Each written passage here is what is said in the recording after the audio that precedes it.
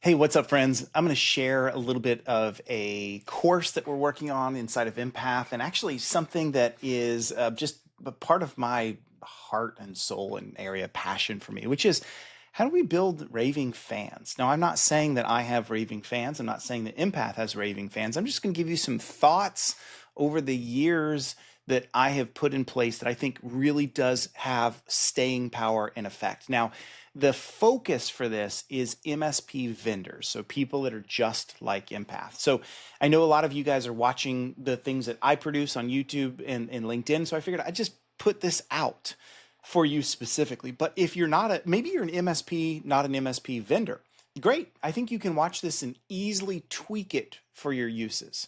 Maybe you're not in our channel ecosystem at all and you still follow me. Well, I'm sure there's some ways this will be helpful. All right. So I'm going to probably turn this into a mini series. So this is going to be the first little bit for you, and then I'll drip some more out in the next week or two. All right. So many of you have heard this quote from Bob Berg. All things being equal, people will do business with and refer business to people they know, like, and trust. Now, I love this Bob Berg quote, and first of all, let's not skip the very beginning, all things being equal, right? So people can know, like, and trust you, and your company can still fall down. If you don't deliver well on what you say, if you have some pricing problems, if you don't listen to your partners really well, then it doesn't matter if they know, like, and trust you individually. I know people at certain vendors, and I'm not going to name names or call anyone out. I don't have a particular vendor in mind on this, but I know great people that have went away and walked away from bad vendors.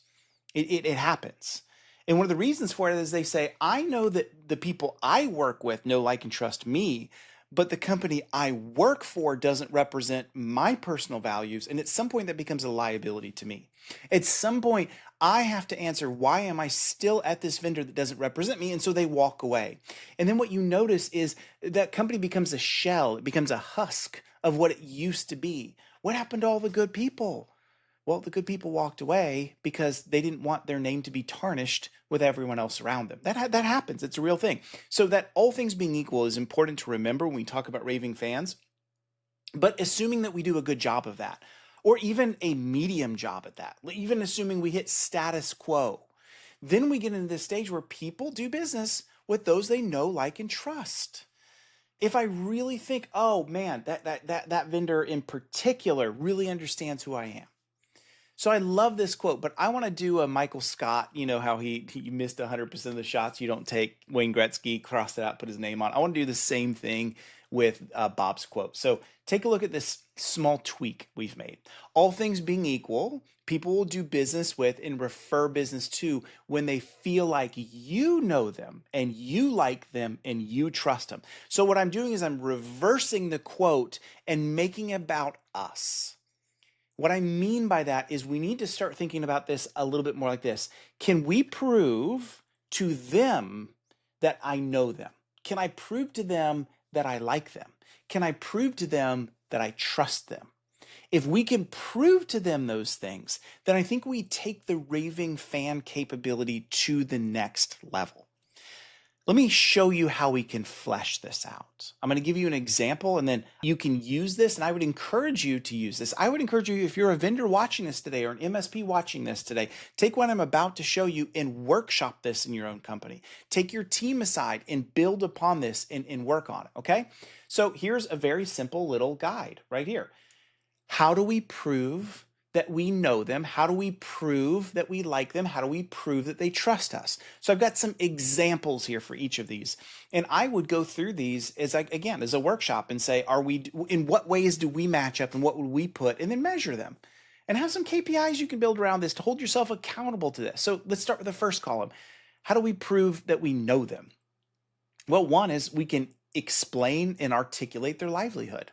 Look, one of the most important things you can do as a vendor is prove to an MSP you know their life. They're drowned in 15 to 20 to 35 tickets a day for each person. Owners are terrified of some major cybersecurity event, potentially of no fault of their own, shutting their business down. They don't have 401ks and pensions. It's their business. That's all they have. We have to prove that we understand the burden that they have of juggling 25 different tools, maybe not that many, although some do. And the burden and challenge of getting those out to market. I can't just go buy your new tool and go sell your new tool. Stop looking at me as a cash cow and start looking at me as a partner. So proving that we know them. The other one, how do we prove we know them? Well, we're actually producing for them free content that's usually ungated. Maybe some of it is gated, but most of it is we're just giving it away. And it's stuff that I know they're using, stuff that's actually helpful. If you want an example of this, we recently produced and is available free. Just reach out to us. We'll give it to you. A list of 5 cybersecurity objections. And how do you handle them? How do you deal with when a client comes and says, I'm not paying for that. I've never been a target. Why now? Those are tough things. And so because we know that those are tough objections, we built some talk tracks around that I have found to be helpful, that I've personally used in my own life. And then we gave them away. It's for anybody. And so that's a great way to prove that I know you. If I'm producing stuff that you're coming back to me saying, dude, Wes, that was really helpful. That was really useful. Thank you. We've proven that we know them, that we know their challenges. So I would say, go back and look at what you're producing. What is your marketing teams producing?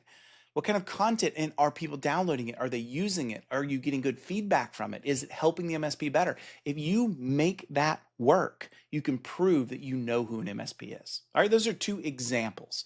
Maybe you're doing some of those, maybe you're not. What else would you add? That's why I've got the third one blank.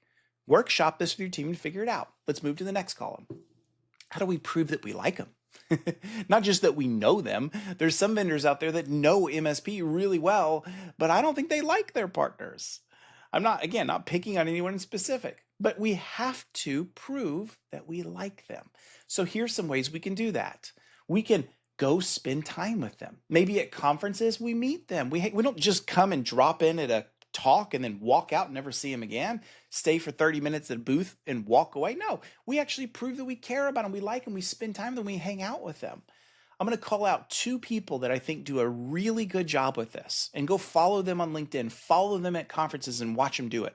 One is Adam Slutskin from CyberFox. Go watch that guy. He genuinely loves MSPs. He's calling them up on the reg. He's meeting. He doesn't have to go to the booth, but he chooses to because he likes to. He hangs out with them late at night. I've seen him close the bar down, but not like because he's out busy being a wild person. He's just spending time talking to MSPs, and he's there to the last minute.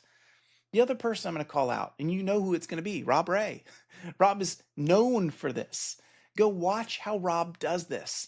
He remembers things about people. He asks questions. He looks at someone in the eye and he smiles. You can tell I'm not just another number. Rob cares about me. And he does such a good job of that. So just 2 people. I would love to know, who would you pick? Who would you call out? There's other awesome people that do a good job of this, but prove that you like them. The other column that I added here, or the other area in that column is under the like, is we try to meet with MSPs in their office. Maybe you say, look, we're going to be in Dallas for this event. I got 3 MSPs. I'm going to go swing by one of them and take them out to lunch. Just show up and say hi. Spend time in their world. Maybe you do some things like you do a lunch and learn for their clients and you come in and speak for them. Those are great things that you can do to prove that you like them. Now, the last column, how do we prove that they trust us? So we've proven that we know them. We've proven to them that we like them. Now, how do we build trust? Well, there's some ways we can do this. First of all, I love this first example I wrote is MSP memories go long, trust goes deep, but gossip goes wide. MSPs will talk about you behind your back. People will say, is that person really what we think they are? What about that vendor? What do you think about that? Man, this one time they did this one thing and they didn't fix the problem, and they tell everyone. And gossip goes wide as it should.